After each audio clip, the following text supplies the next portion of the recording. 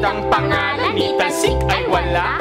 Kailanman siya ay walang pinapanigan, kundi katotohanan, kapakanan ng lahat, kabutihan na hindi matatawaran.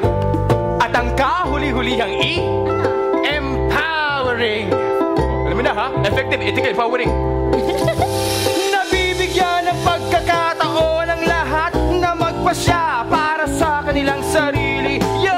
Ang kasagutan sa mga pagsubok at suliranin ay sa tao mismo nanggagaling.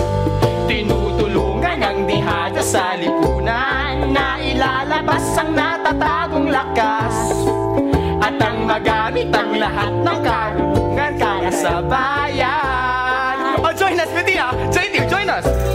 Para makatulong may tatlong batayan upang makapili ng karapat dapat tatandaan sa pagpili.